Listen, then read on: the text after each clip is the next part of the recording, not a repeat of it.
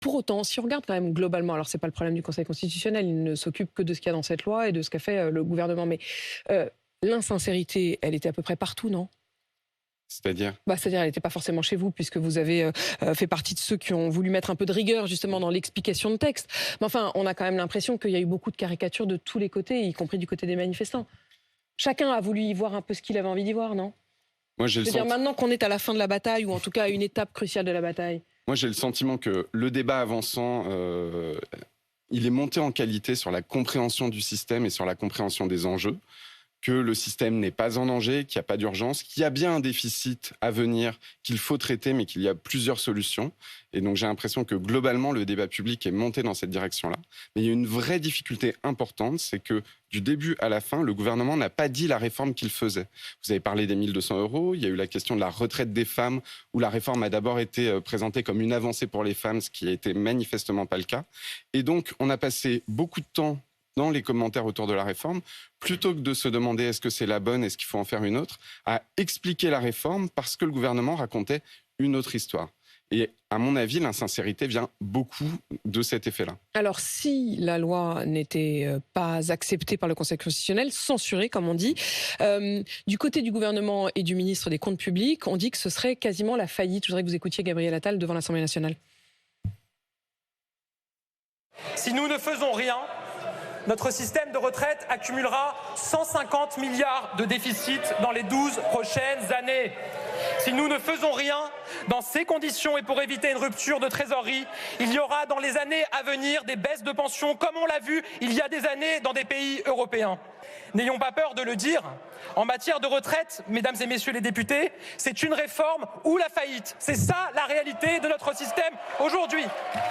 Michaël Zemmour, réforme ou faillite ? Non, c'est pas sérieux. C'est une dramatisation complètement inutile. Le comité de suivi des retraites qui conseille le gouvernement et analyse les rapports du corps dit le système de retraite est à risque de déficit résiduel persistant.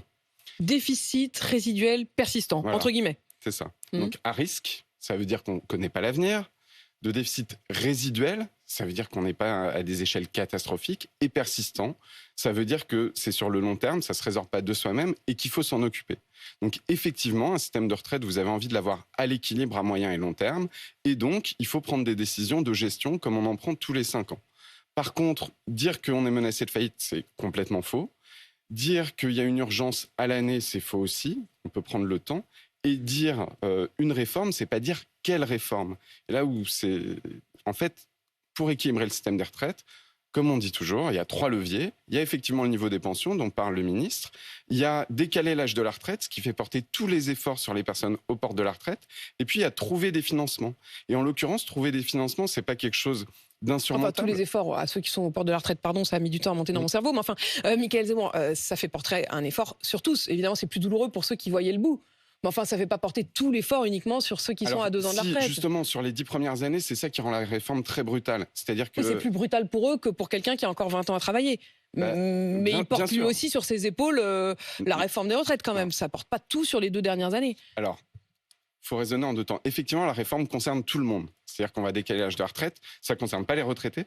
Ça concerne tous les actifs et les actifs. Oui, mais quand vous dites cette phrase, quand vous dites ça fait reposer tout sur les épaules de ceux qui sont à quelques mois ou quelques années de la retraite, c'est pas tout à fait vrai quand même, Michaël Zemmour. Vous dramatisez vous aussi finalement. Non, je m'explique. On fait 17 milliards d'économies dont une partie sont redéployées. Quand on décale l'âge de la retraite, pendant les 10-15 premières années, 17 milliards d'économies reposent sur les seules personnes qui partent en retraite. C'est-à-dire que pendant ces 10 ans, personne d'autre ne contribue à l'équilibre du système.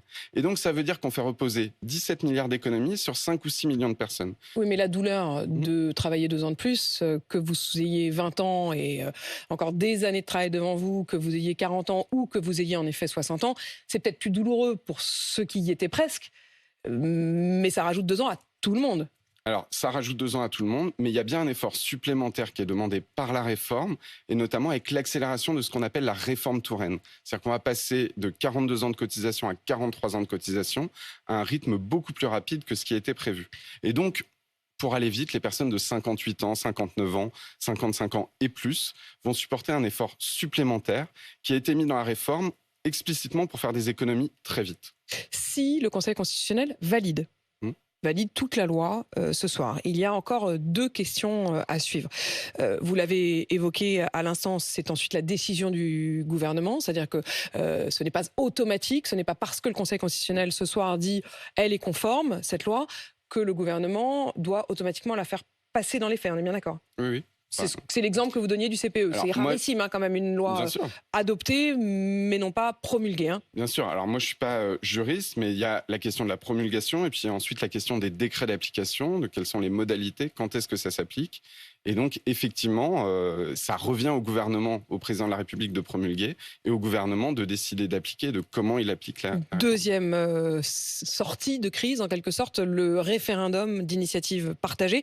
Là aussi, le Conseil constitutionnel devra se prononcer ce soir sur l'acceptation ou non, la constitutionnalisation ou non de ce référendum d'initiative partagée qui est proposé par une partie de l'opposition. Là, dans ce cas-là, ça repousse de 6 mois. Et ça permettrait effectivement qu'il y ait un référendum populaire. Il faudrait trouver 4,8 millions de Français qui signent la pétition en faveur de ce référendum. Donc c'est une fusée à plusieurs étages. Ça vous paraît une sortie de crise possible ?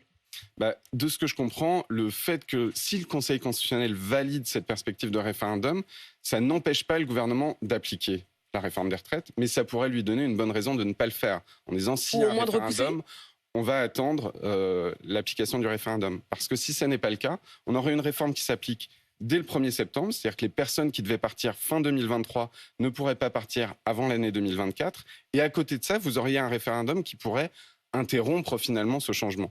Mickaël Zemmour, vous faisiez partie de ceux qui non seulement dénonçaient cette réforme des retraites dans les journaux, à ce micro, mais également dans la rue. Est-ce que vous vous dites, ceux qui manifestent, le Conseil constitutionnel donnera sa décision ce soir, même si ça ne nous plaît pas, nous la respecterons ? Moi, je suis frappé, je ne suis pas le seul frappé de la situation de crise politique et de la crise de la démocratie sociale. C'est-à-dire qu'il y a peu de pays, il y en a, ça a été le cas en Italie, mais il y a peu de pays où on fait une réforme des retraites contre l'unanimité des syndicats. On parle souvent de la Suède et de l'Allemagne. Dans ces pays, il y a eu des réformes des retraites, parfois dures, mais qui ont toujours été le fruit d'une coélaboration. Et quand vous regardez l'histoire des réformes sociales ou du marché du travail, souvent, il y a des constructions de rapports de force, des conflits, mais qui aboutissent finalement à transformer les choses. Là, on est dans une situation où finalement le pouvoir est extrêmement concentré et on a une crise sociale. Mais vous, Mickaël Zemmour, s'il y a à nouveau des manifs, vous irez dans les manifs ou vous direz non, le Conseil constitutionnel a décidé ? Encore une fois, ce que je vous ai dit, moi personnellement, ce que je ferais, je ne sais pas. Mais la question de la crise sociale et de la crise politique, elle restera ouverte. Le Conseil constitutionnel va dire si la réforme est conforme à la Constitution. La crise sociale et politique qui est ouverte, pour l'instant, elle n'est pas refermée. Elle n'est pas refermée. Mickaël Zemmour, merci d'être venu redonner toutes ces explications en ce jour crucial pour la réforme des retraites.